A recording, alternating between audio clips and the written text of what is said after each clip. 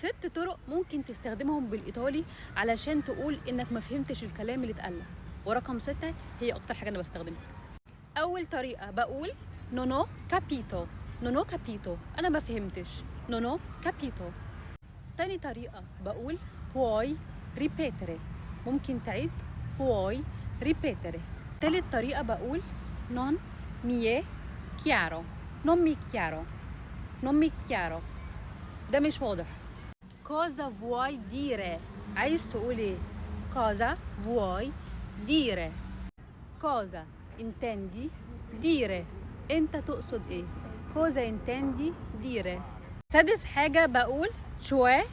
cioè تيجي بمعنى يعني او قصدي. cioè. اتمنى فيديو النهارده يكون عجبكم. ما تنسوش تدعموني بلايك وكومنت وشير. مش هياخد منك غير لحظه، بس هيشجعني كتير ان اعمل لك محتوى احسن. اشوفك الفيديو الجاي على خير. تشاو.